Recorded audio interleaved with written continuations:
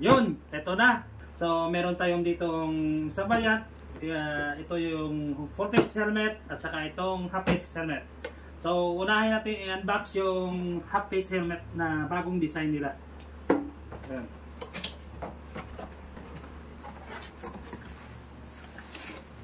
Alright. Sa bag. Mochem helmet. Unbox. Sabi muna natin to. Ito yung kanilang half face helmet.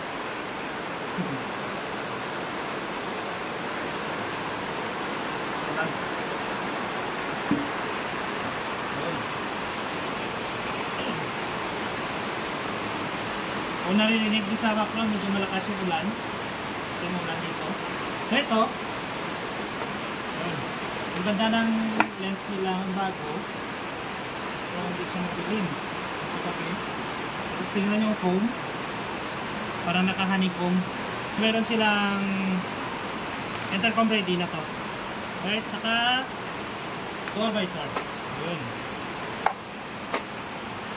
Naka DBS, dual visor system. So susunod, unbox natin yung full face helmet. So itong full face helmet na to is bagong design nila Mochem at saka bagong design din yung kanilang box. Dati kasi green, kabila ito. Alright, silipin natin.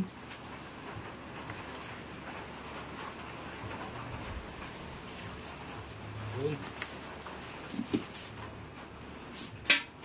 Nice.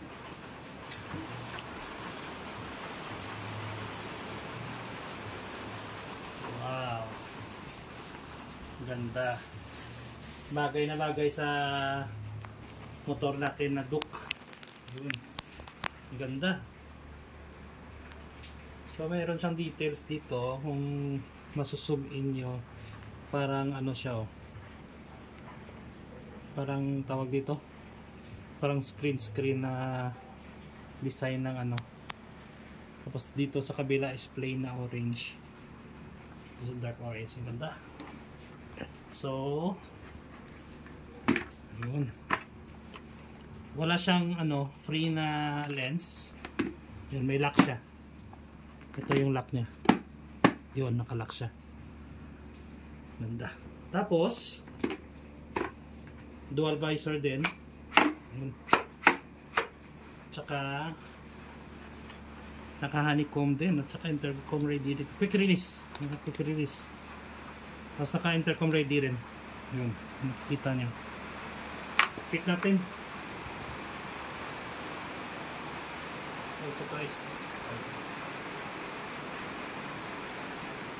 Yun. So fit na fit yung XL sa ulo natin. Tsaka naka-dual visor rin siya. Kunin natin to.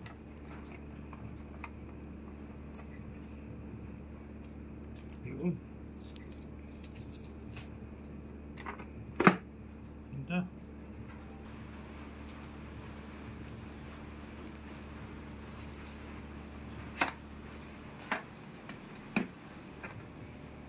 Yun.